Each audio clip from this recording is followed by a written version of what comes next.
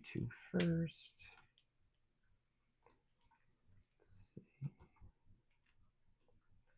Okay, yep, we're live on YouTube. Let's get us live on Facebook.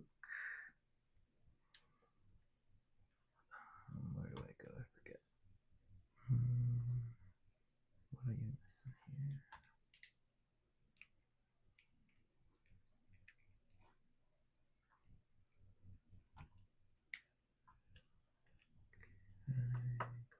Go live.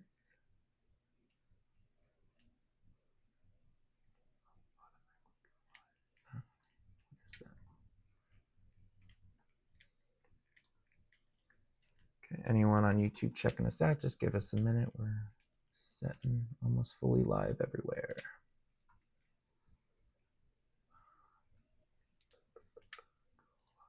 My annex, somebody new just messed it all up.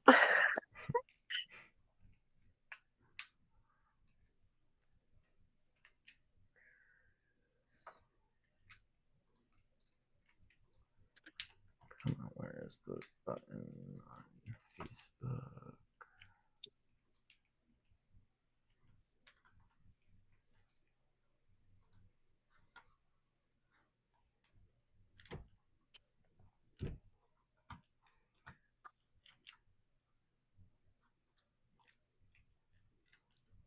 They don't. Oh, there we go. Okay. Okay, we're going.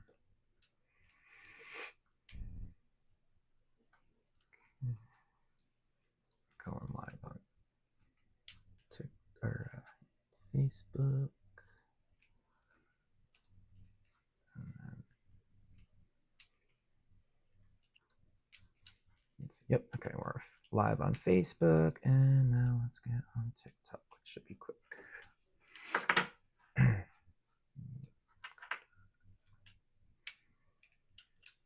Okay, we are live everywhere. Yay! Finally. Cool. So welcome everyone that's tuning in. I apologize. We're I have a different co-host with me, Carrie, and just setting up a new tech thing, so came up with new tech problems, but we're all good now. So just give us a minute to warm up, and we'll get this episode cooking. Yeah, we're late, and it's my fault. I'll take the blame. I don't mind. It's very generous. Very generous. I'm always willing to fall on the sword for the team.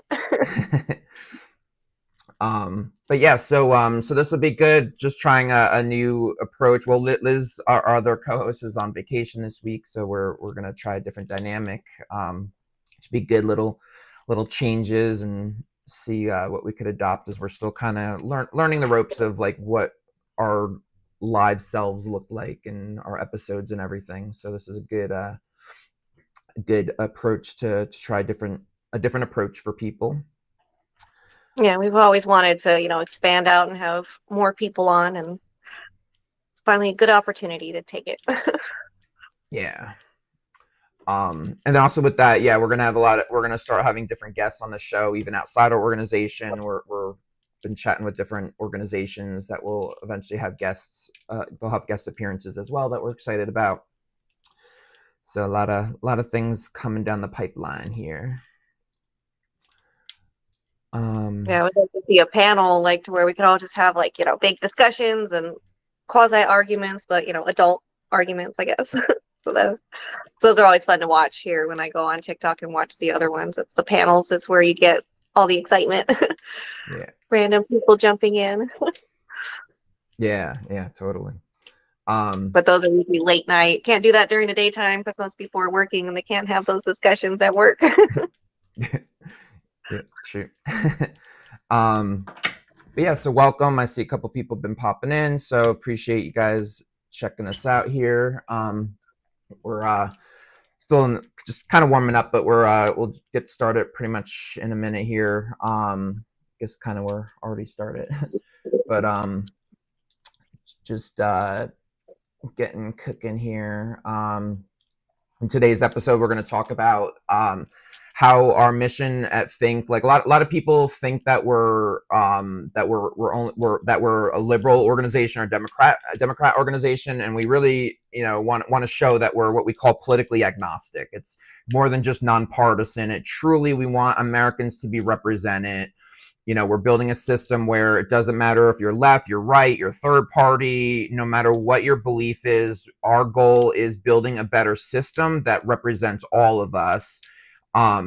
Really just the bottom line is that if we live in a true democracy where we're like genuinely picking the best candidates that have our intentions, and the will of the people are legitimately what drives politics forward, that the system would start fixing itself, and it would be less important whether they're left and right leaning. It's more about that right now there's a concentration of power, that those with the most money, the most power, the most influence are the ones influencing elections, making sure their picks get chosen above the citizens' picks.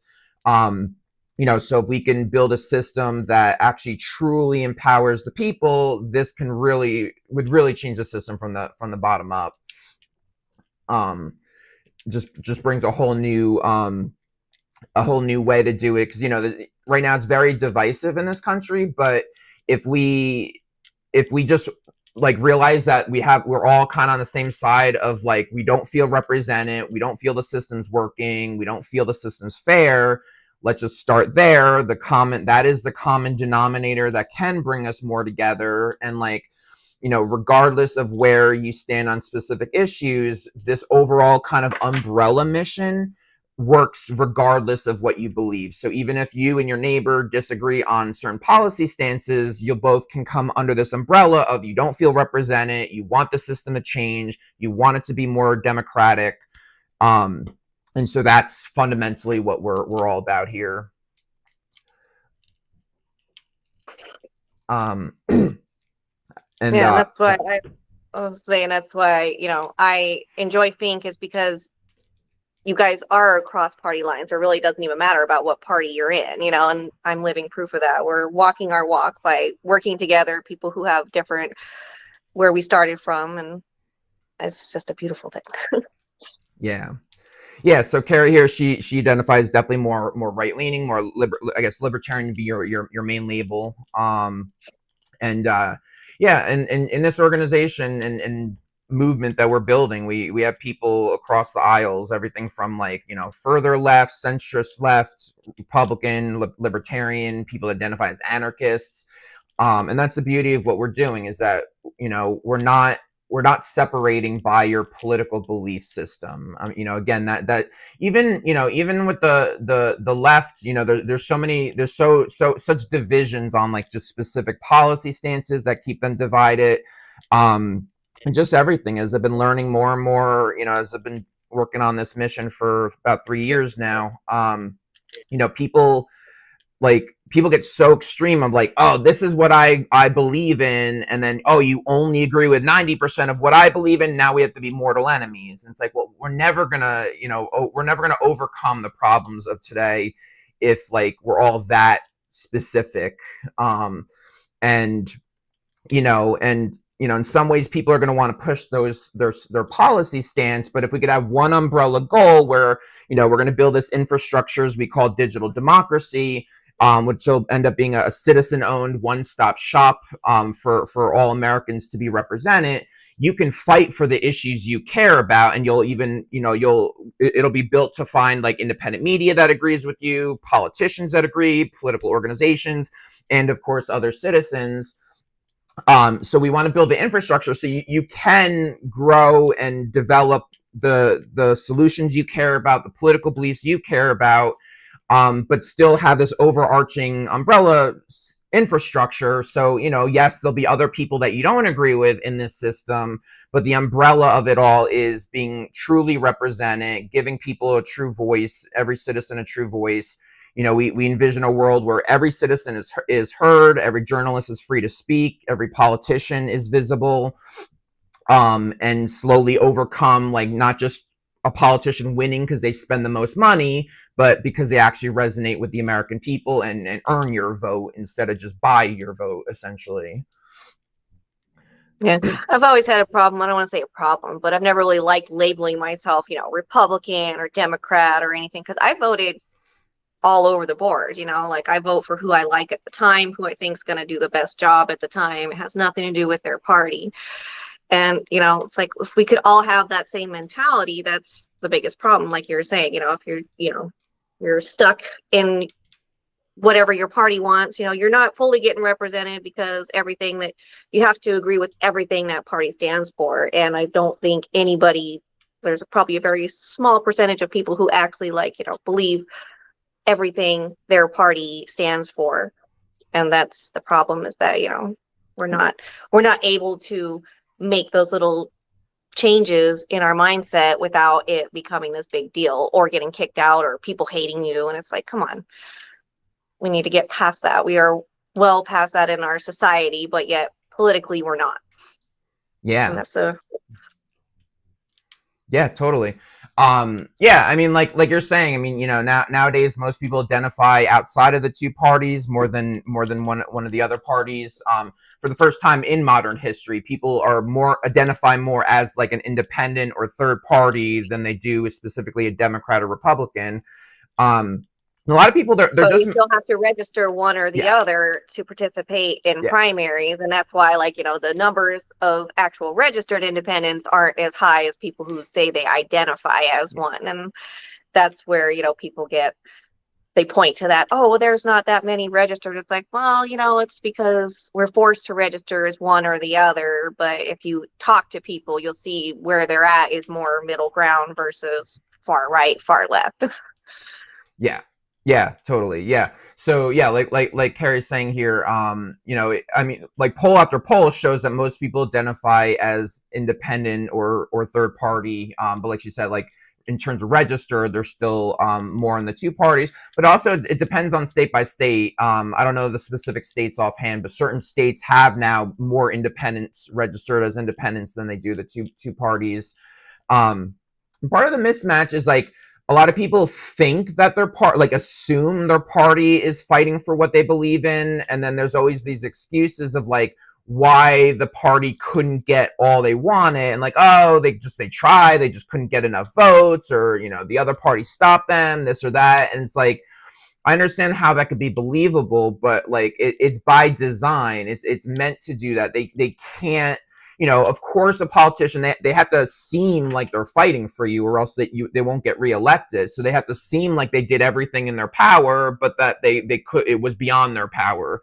But like, there's time after time, a lot of times whether there's a Republican majority in all chambers or a Democrat majority in all chambers, the voters don't get what they want, and that's a lot of what brought Trump's popularity. He gets shit done, where, when Biden was in office, you got like, he's known for like that, just the infrastructure bill and like almost nothing else, and again, people defend him that, oh, he didn't have enough support, but like his party was supposed to support things that America wants. And no matter how, even if like 80% of the Democrats wanted a certain thing, those in power did not make that happen. And that infrastructure bill, many could argue it didn't really do anything. I feel like, it was a waste of money. All that it was line people's pockets. And I think a lot of people see that.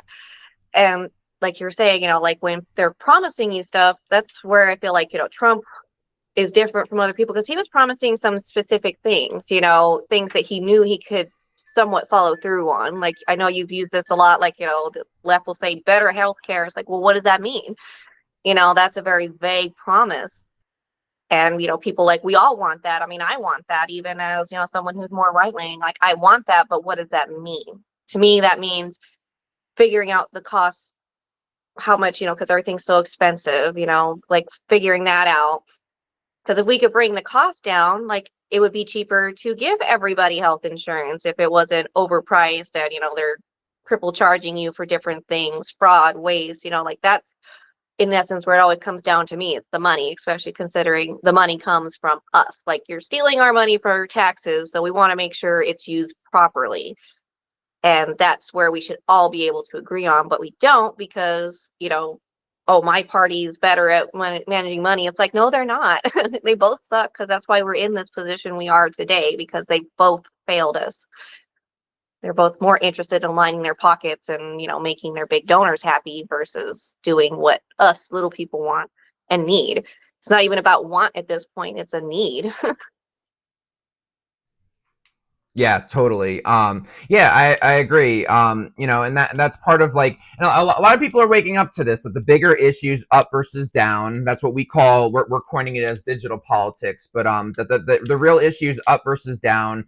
Yes, there's a left versus right, like more of an ideology, but really the core issue is up versus down. Like regardless of which side is in office, the policies they end up passing really just gives advantage to like 1% or not even 1%. So that's the core problem. So it's not so much of like, oh, Democrats need to win, no, Republicans need to win. It's like, which Democrats, which Republicans, and like who are they really fighting for? Because like, people don't realize a lot of the conflicts of interest got worse over the years. We talk about Citizens United all the time. It happened a little over 10 years ago that like, they deem that corporations are human beings and with human rights, constitutional rights, and that money is freedom of speech. So if they slow down money given to a politician, that's inferring that's hurting the First Amendment, and you can't and infringing on freedom of speech. And like that's just so not true. If money is freedom of speech, then only like some people have way more voice than other people do. Like us average people, you can't give a $10,000 check to your politician and make sure they're gonna be have your interest in mind when it's time for legislation.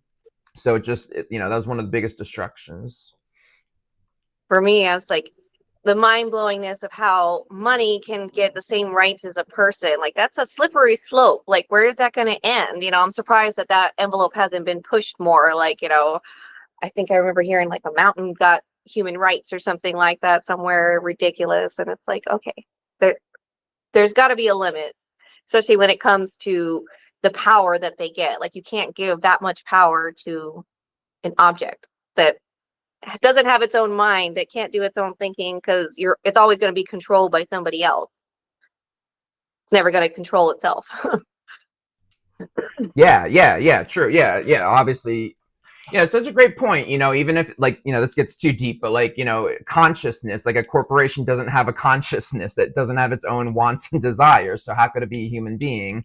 Yeah, to your point, it's there's people pushing that its voice. Yeah, so it's messed up. I mean, that's like stuff we should start, like, Tea Party is over, like, the Boston Tea Party thing. Like, we should be upset about that. That's not something that the American people should have just let happen and continue to let happen.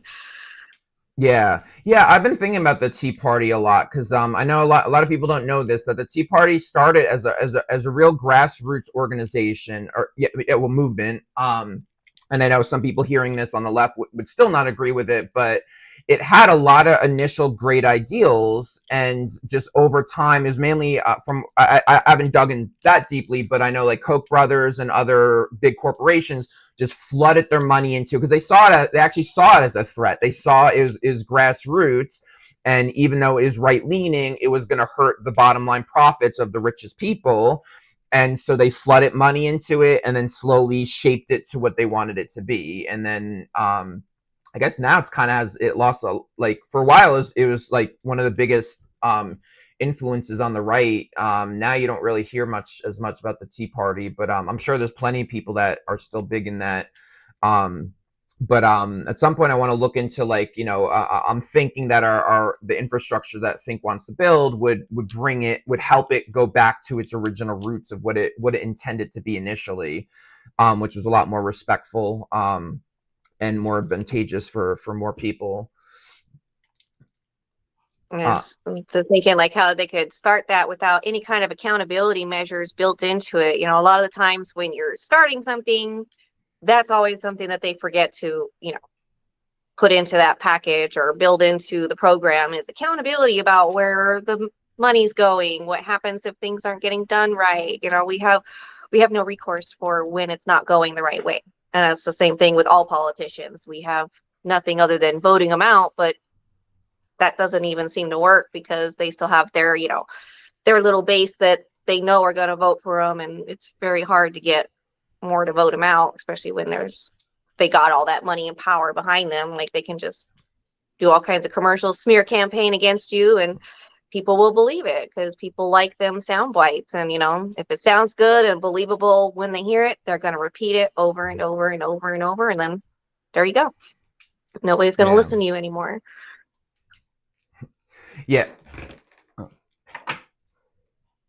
My audio, something disconnected.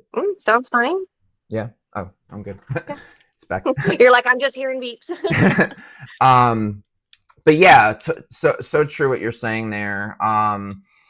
Yeah. So sorry, got a little distracted there. But yeah, there's so many different organizations, movements and stuff, they start out great and they don't know that this is going to happen, but as soon as the establishment finds them a threat, they're going to do everything in their own power to move the needle in their favor. And that's where a lot of us get tripped up. And the worst part is, the mainstream media is part of that establishment. And so they're backing that narrative that works in all of their favor.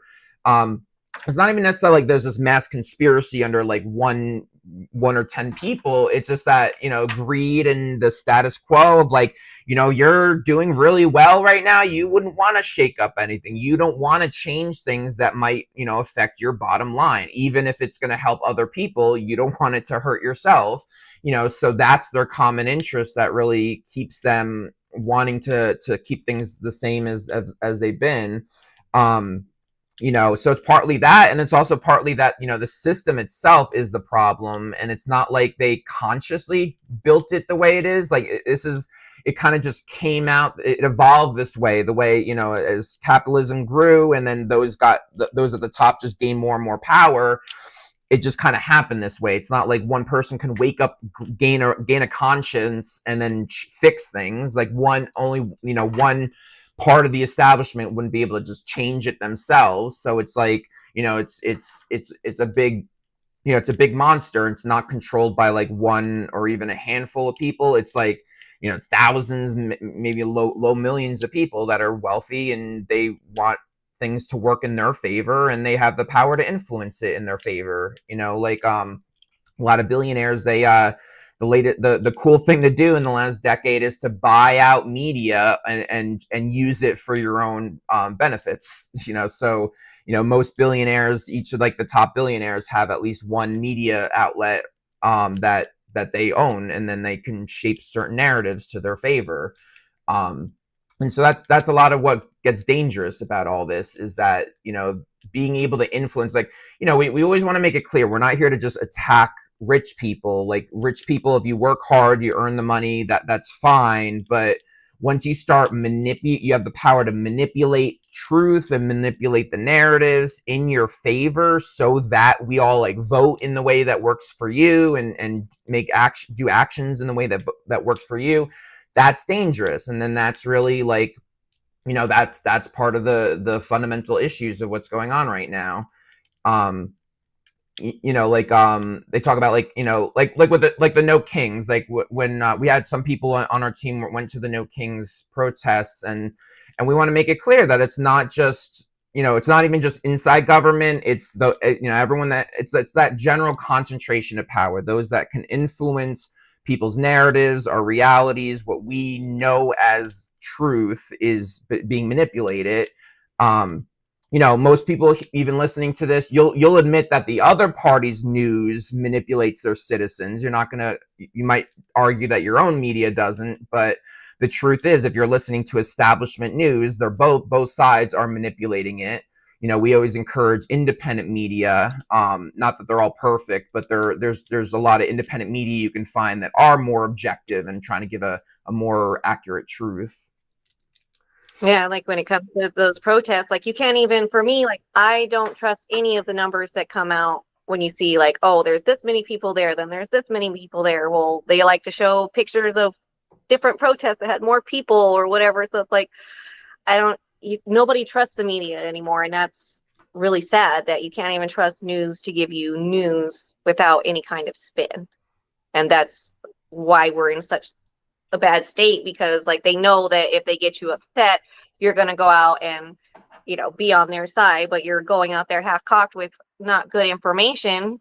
But they don't care that you're going to look like a fool because you're saying rah rah whatever they've said a million times that has been proven to be false, or a little bit skewed, and they still won't change what they said because it sounds good, and it reinforces what they feel already. And that's where we've got to get out of this mindset of this is the hill I'm going to die on. I'm never going to change my mind. I like people who are open to discussion and changing their mind. And I guess that's something where even that's why Trump kind of wins over people's, because he has done that. He was a Democrat before. He's changed his mind when somebody brings up something, or and they point out this isn't going to work properly. We've got to do it like this. You just got to be flexible and be able to listen to people without it becoming a war. And that's where we are right now. No matter what, for me, like especially me being a right-leaning person, middle right, I feel like I can't talk to certain people on the left because I know where they're going to go. And if we have like there's certain topics where it's going to trigger them. No matter what you say, they're not going to listen to you.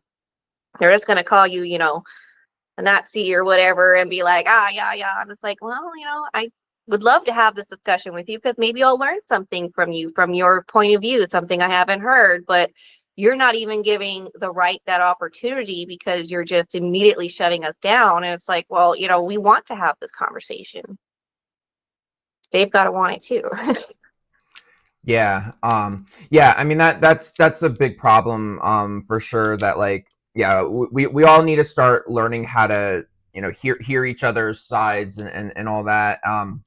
And some people, I mean, humans can be hypocritical, but like, a lot of people, even like on the left, on both sides, will say, oh yeah, we want to listen, but then they don't. Like they'll like, again, emphasizing both like people on both sides. And it's not like, the other problem is people generalize too much, like, oh, everyone on the left or everyone on the right, and that's also dangerous to generalize. We're humans are unique and we all have our variations.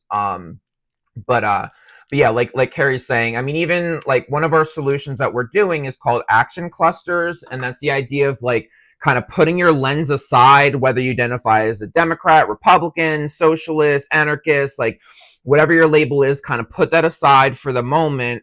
Join these action clusters. What actions do you want to take? Is there a certain healthcare policy that you want to fight for? Is there a certain stance on social issues that you want to fight for?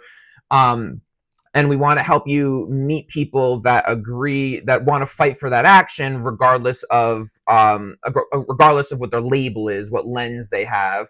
But then, even with all that said, as we build this infrastructure with clusters, we still want to have a way where, even if we don't want it to make it turn into a complete echo chamber, we still want there to be some healthy balance where, even if we're going to match you with all these like politicians, independent media, and political orgs that agree with you, we still want to build it in that there's still a level where you still have to hear something from another side.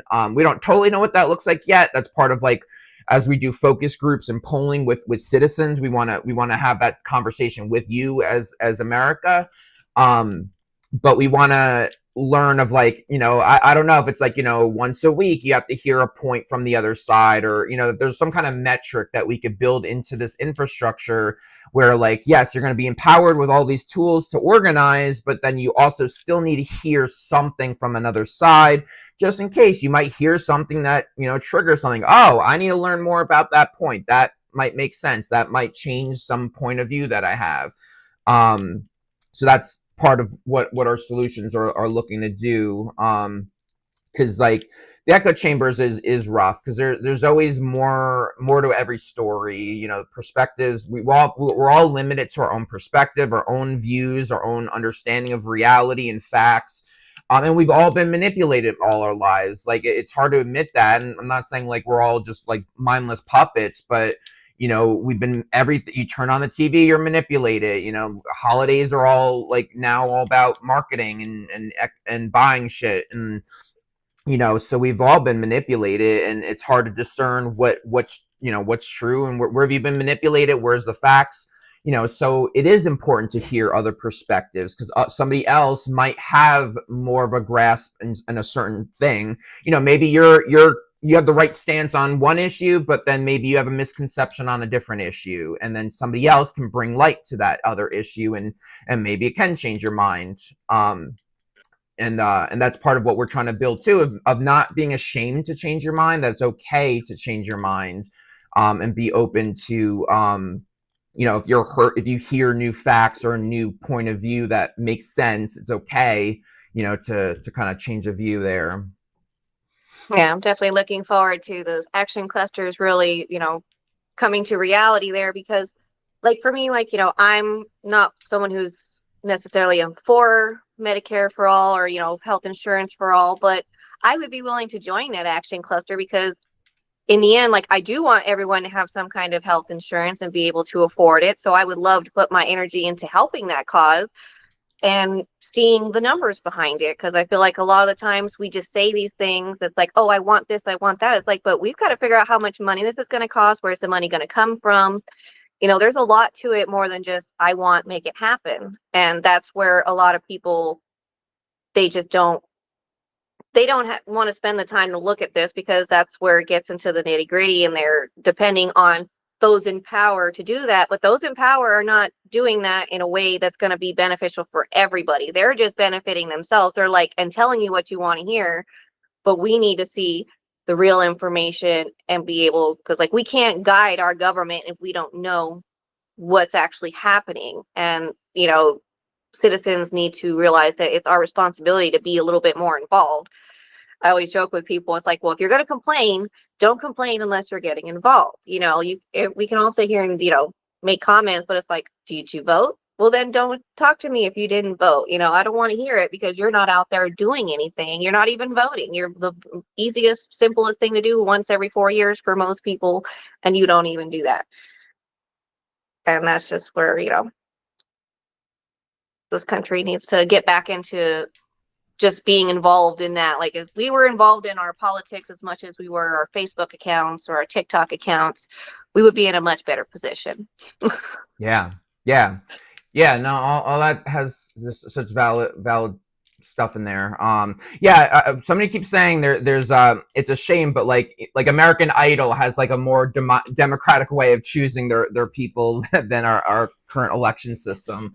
And like, God knows we have the technology to be able to do it, and it's just, those in power, they don't want it to be overly democratic.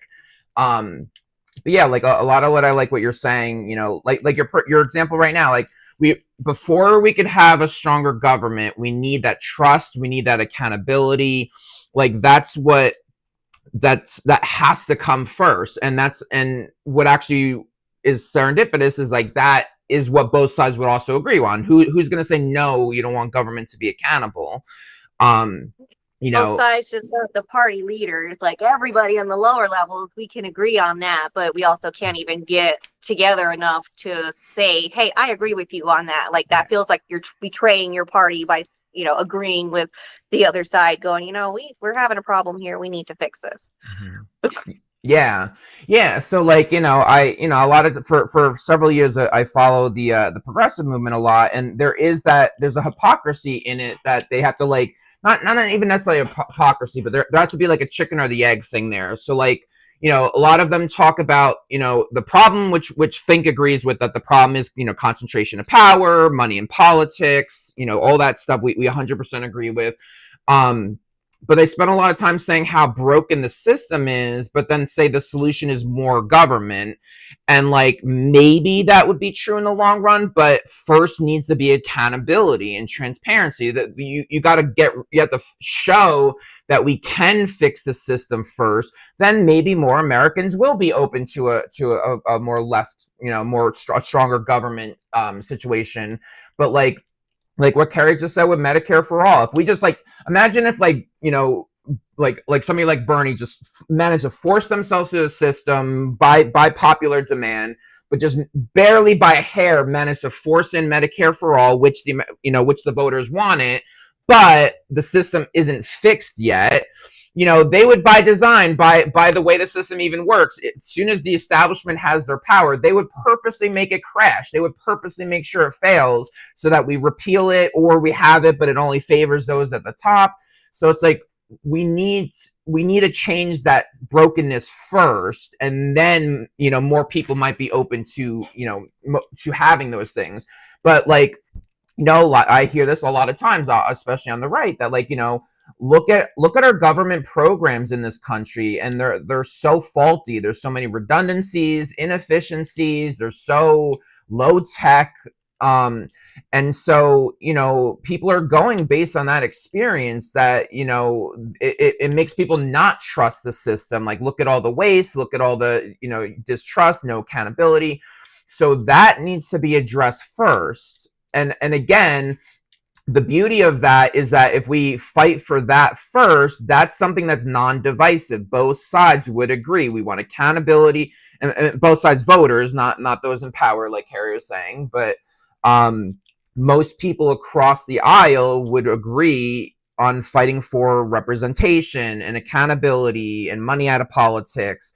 A lot of what came out of this big protest over the weekend is like, there's like this supposedly like critical mass of people that came to the protest, but like, what did it change in the long run? And that's because there's no goal that was attached to it. It was just generally like against kings, against Trump, against whatever, but there was not a specific like stance to push people. And what hit me hard, actually, a couple people, I have to double check the facts on this, but they say even like a smaller percentage of people have toppled their own governments. Like developing nations have been able to topple their own government with less percentage of people that showed up in that protest. And like, we're not totally not calling for like anything like that, but just the point being is like, if there's that many people that want change, but like they actually you need a solid goal, and not just a general lofty like, oh, we want to have no kings. Okay, what does that mean? What policy are you pushing there? What specific goals should people come together on?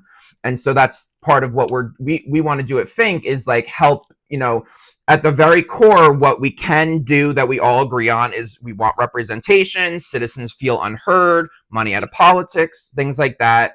And then build this umbrella infrastructure that empowers you to have a voice, and you to move the policies you agree with forward, and to add accountability into the government.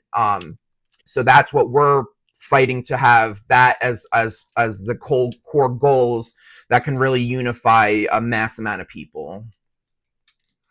Yeah, like you're saying, from like my perspective, the no kings thing is all just an anti-Trump. Like there's like I said, there's no solutions. They don't even point out how their own party, installed their candidate and stuff like that. Like, it's like, well, if you at least address that and acknowledge that, the other side wouldn't just, immediately write it off as you're just hating us because of one person. And that's where, like, this conversation that we need to have, that both sides have to learn to give in a little bit and acknowledge where they're wrong. And that's the only way we're gonna get anywhere. But like I said, for me, like the whole no kings thing, and then it's such a hypocrisy, or they're hypocrites, because they're sitting there saying, calling him a king, but you guys, you're the ones who installed it. At least our side had a primary, we got to vote. You didn't even get to vote in who you wanted. And they should be upset about that. I mean, they can still hate on Trump, but they should also have been mad about that they didn't get their option to choose. Yeah, no, it's so valid. I mean, like, people that know me, like, yeah, I do lean more left leaning, but like, I actually am more hard on the left because I identify it, and like, people should be okay with, just because you hate another side or vehemently disagree with them, doesn't mean you should blindly follow your side. And like, that is like like a lot of what Carrie's saying, millions of people talk about this. They felt like they were cheated the primary. Harris was anointed, and people didn't. The voters did not get their say in that situation. And just in general, that both sides are broken. If you're gonna fight for no kings, the idea is that we have to. The broader issue is a concentration of power, and both sides are causing that. And it's not the voters; it's those in power. They give us the lip service and the promises, but they don't fight for exactly what you want. Like, they'll try to pass a bill that seems like what you want. And I know it's hard to discern the differences of these things, but when push comes to shove, the policies they push end up favoring those that give them the most money. They're big donors and special interests. And to me, that's how I would translate the no kings, that it should be about, resisting a concentration of power and fighting for true representation. And that's, that's pretty much what's missing. That's what's missing, that could actually bring us that unity of that's the core issue. It's not a one side issue. It's both sides. It's up versus down. It's like most of us are not being represented. Most policies that get passed is more in favor of 1% get those benefits. Well, I was saying, even the optics of the no kings, who's paying for all that? There's a lot of signs. Who, did people reach in their own pocket and print out these signs, or, some organizations printing out signs? Who are those organizations? Are they, the top people in power manipulating the lower people to do their dirty work because, they know that if they continue this we hate Trump mentality and we hate anyone who voted for him, it's keeping it going. So the power is still involved in that. It's not just the people went out and did it. You're still being manipulated by the money, and people just need to see that and realize it. I would like to see where's all the money coming from that put into this protest on either side, because you never know, maybe even the right is doing it just because it fits what they're looking to do. So we don't know, but just that part of it, the whole money aspect, you're still being manipulated by those in power. Well, I have to do a lot more research before I could do a firm. We might even end up doing an episode on it. But what I actually found out yesterday, I was always iffy about the organization Indivisible. But it turns out, I have to see how much of this is more speculation, what kind of evidence, but Indivisible. I mean, I've always felt they're not very grassroots. They're really more establishment. They're very in bed with generally the Democrat establishment, not the Democrat people. But I was reading more details about it. They're the ones that they're one of the biggest ones that organize these protests. And there's a lot of information that basically supports their ultimate thing. What they do is that they are actually preaching kind of complacency. It's not let's not have Trump, but it's more of let's keep the status quo, just give it a better face. Trump's is a bad face. Let's have our typical establishment figure back the way it used to be. And again, I have to do a bit of research myself on these things. But I always felt that with Indivisible, I didn't always trust them. But there's all in all, there's a lot to be said that they're more about because they're very big on I don't know. I'd want to do research, but they do a lot of they don't approve anything too radical. They're left-leaning status quo instead of left-leaning true change. They just want to change back to what happened prior to Trump, but people were not happy with that. That's why things are collapsing. It's not just about not being Trump. It's about this concentration of power and the economy doing worse and the shrinking middle class and all these problems that are going on. So to Carrie's point, they are one of the power backers of those protests. And not to say that the protest itself is bad, but the more the establishment can influence it, the less basically took their teeth away. It's basically they're trying to bring, like, they know that people are going to come together regardless, but like some of these organizations could kind of like manipulate it subtly, where like you're basically cutting your teeth off and gonna think you're able to put your energy forward for a good cause, and maybe it's a good cause, but it might not change things because they're basically like softening what it could have been, essentially. So there's a lot of truth to those kinds of scenarios, because I know that happens all the time. Like we're saying earlier in this live, on like the Tea Party was initially really great, had a really great plans, and then the establishment took it over. Because again, they're going to do that. Like they're and the fact that you don't see it blatantly on like these No Kings and stuff is kind of scary, because it's like they're there, they have billions of dollars, all this power, they're there somewhere, and they're just hiding their face in the crowd, essentially, metaphorically. And yeah, it's like I would give them more credit if they were at least more transparent about it. And that's where, transparency and accountability come in, is that even, whenever you're doing something like this, you should be transparent and be held accountable for what what's your end goal there. Like, if we knew who was putting the money behind it, we would know more about what their end goal is, because you could see what their past history has done and what their mission statement is and stuff like that. But just not knowing, and that just makes the people who are, I don't want to say against it, but who are not for it or on the other side, that just pushes them further away, because they see this and they're like, they just know that it's just getting worse. So they're missing out on opportunities to come together by doing these little things that would give people that little bit of peace of mind. Like, let me make the decision for myself when I know all the information. Yeah, great points. So all in all, like that's part of this infrastructure that we want to build. We want to make this clear of what's going on with like, who's really on your side.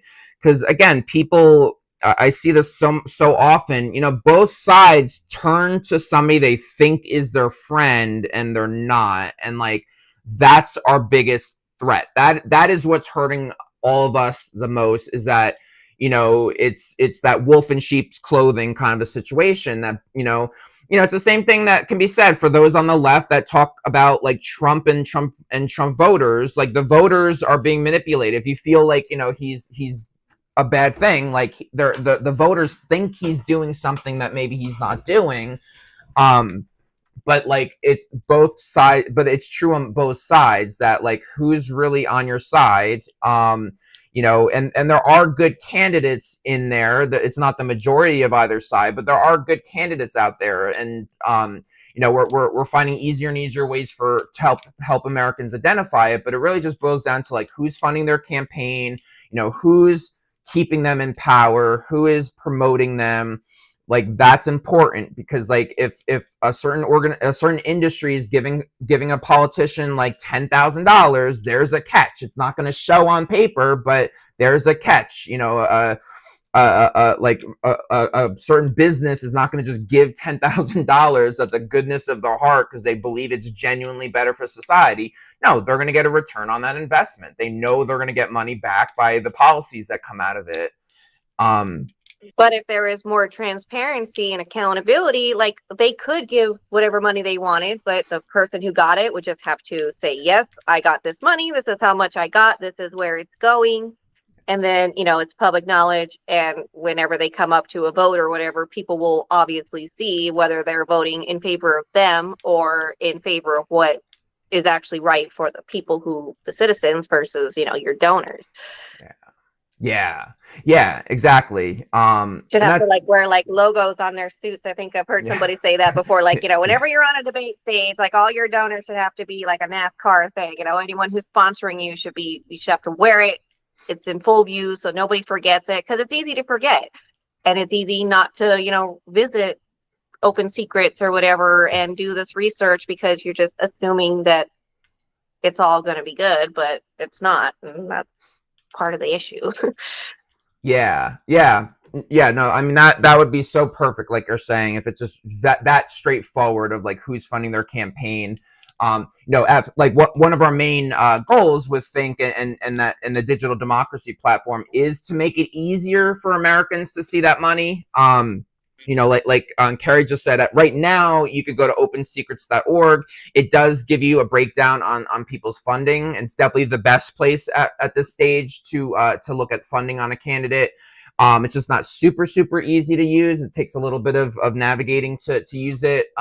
So what we want to do is, as we build this citizen-owned platform, we want to incorporate that information, because luckily money in politics, it's still required to be public knowledge. It's just they make it very hard to make it visible. So it's not user-friendly knowledge. It exists in there, but it's hard to like dig it up and look through it. So we want to digitize that and streamline it and make it easier. Because like Carrie's saying, the easier it is to be able to see that information, the more Americans can see that in their own existence. Like we always say, if there's a certain issue you care about, don't vote for somebody that takes a lot of money from the industry it's supposed to be fixing. So like healthcare, if you want to fix healthcare, don't support somebody that takes like checks from big pharma and private health insurance. Like those people are giving them money not to fix the healthcare, because fixing healthcare means they get less profits in big pharma. I mean, heck, I wouldn't even care if they take the money. I mean, take the money and run, but just don't be their puppet, and that's where people go wrong. And I'm looking forward to the day when our, the FiNC mindset and everyone's seeing in DP, and that we can, actually have new people running, because that's the problem. One of the biggest problems is that not everybody, but most people in politics and government are people that have been there forever, or just like our new representative here, their family was in it and now they're doing it. So it's like, there's still this, it's basically the same thing. Like it's not new blood. It's the same thing over and over and over. I mean, I've always thought like I would love to run for president, but I know I never could, because I could never, compete with the people who are already established. And, I know neither party's going to touch me and be like, oh yeah, we're going to put you on our ticket under our name. No. Not with my past. It's not like I'm bad, but I just know that I'm not their perfect picture of who would be running government. And I mean, the president's probably somebody who should have a little bit more experience in like foreign policy, but like a mayor here, your local mayor, anybody can do that. All you got to do is care about the people and have enough common sense to like look into the numbers and lean on people who know things that, if you don't know it, look at the people who actually run it and make decisions based off of what you think is actually best versus who's going to give you the most money. But that happens a lot even here locally. You see it, ridiculous. Yeah. Hold on, I'm letting my dog out. But yeah, totally agree on all that. Yeah, I mean, it just people, even like what your point is with the like mayors and stuff, like it's just people are so dissuaded, especially these days, to run, because it is harder and harder, and like the more expensive a race is, then it's going to weed more people out, and the harder it is, the establishment going to be against you. I mean, this is anecdotal, but my dad was talking to someone that wanted to run for like a mayor position or something, and she was like, just the moment you announce your candidacy, you get like, there's going to be immediately attacks. There's going to be fakes with like putting your photo and like like inappropriate pictures and stuff like that, and just crazy stuff off the board. I mean, not even just the establishment, just people in general, just start threatening you and death threats, and like, I don't know, it's crazy all around. But the point is that our infrastructure should balance that out a little bit. Like, people should not be so discouraged to run because of all these like threatening problems. Like there should be some kind of like way to get around that, and like be able to just represent people and engage the citizens and learn what they want and actually represent them in office. Yeah, because I mean, like it ends up being the people, like most people would think politicians are squeaky clean, but they're not. They just have enough money and power to properly hide their bad skeletons and what they've done, and I'm like, I'm not rich enough to, squash all that. Yeah, that's actually really well said. Yeah. Cool. So we're gonna go a little bit longer here. I just want to say like thank you guys. I see a lot of people been joining the chat. Today we're a little off our normal procedures. Normally we would check in a little bit more with y'all, but we are listening if anyone wants to chat on on TikTok, Facebook, or YouTube. Yeah, make sure you like and follow wherever you're watching on. Like and follow us on there. Yeah, so we're gonna be back tomorrow too. We'll be a little bit better suited. This is our Carrie and Mai's first time doing our own dynamic different. I usually have Liz with us, but this is cool. I feel tomorrow will be a little bit stronger too. So well, now that I'm already set up, I can hop in every now and then because there's times where I'm like, I can't type this out enough on my thing, so just like bring me up real quick. Yeah.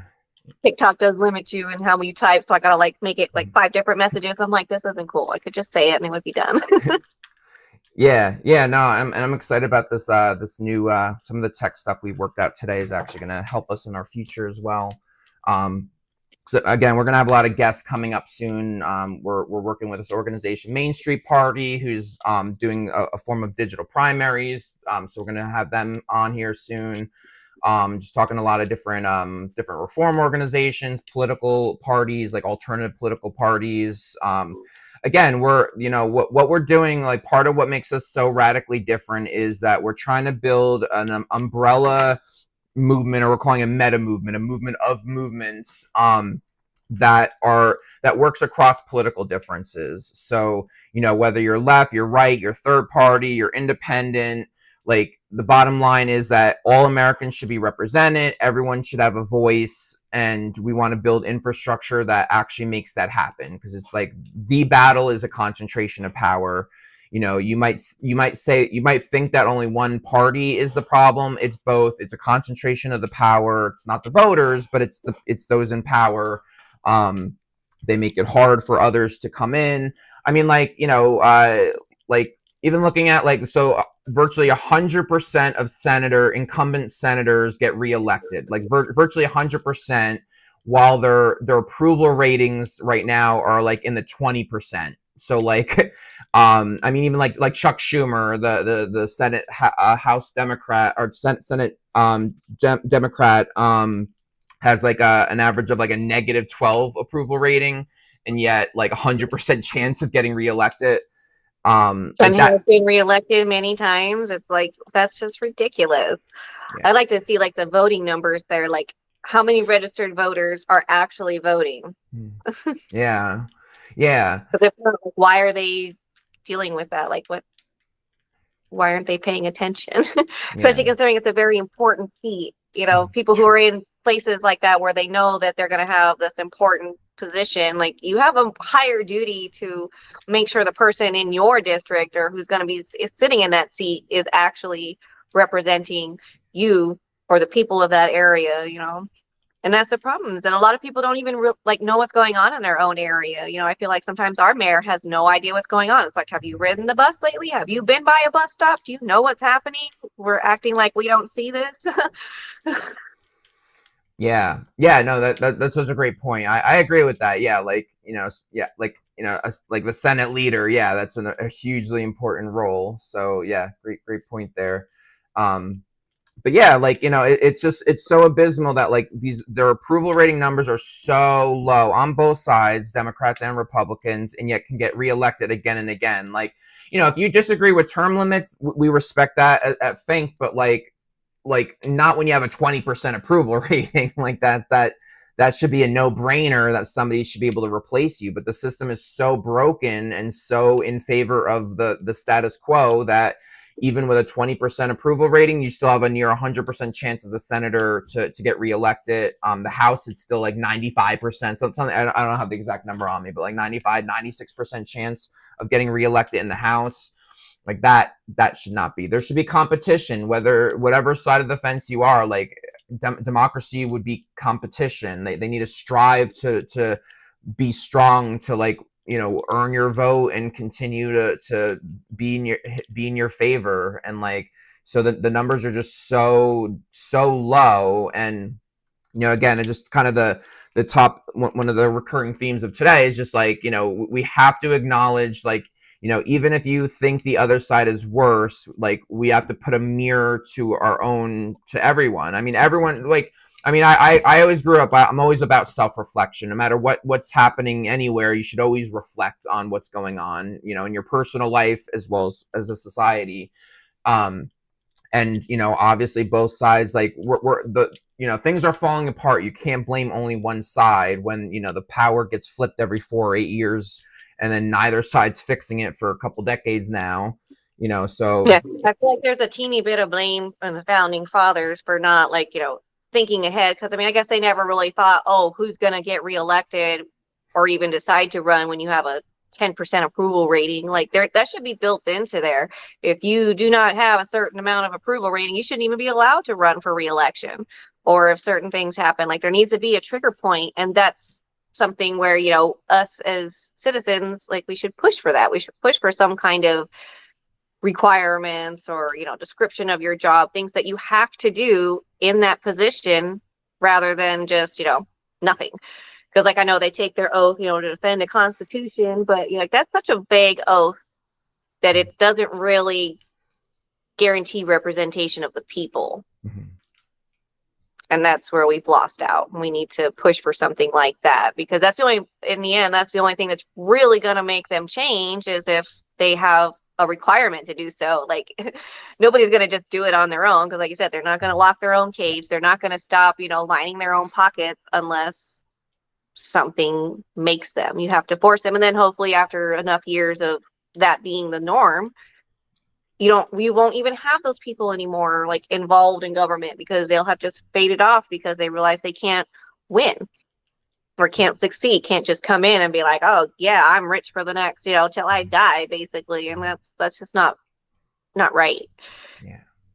Yeah, it's so true what you're saying. Yeah, like, humans, we're all imperfect, and some people believe in, like, power corrupts ultimately, ultimate power corrupts ultimately, but then that's why you have to have the accountability. If yes, like, politicians have the potential to get bribed and whatnot and go corrupt, but if you can track it and you build a healthy system of transparency and accountability like we want to build, then they can't. Like, if they're not going to take that money, if they know that they're going to lose their elections forever after, if it's going to destroy their career, they're not going to do it. They can only do as much as they're going to be able to get away with. And right now they basically could get away with murder, which is where we're stuck right now.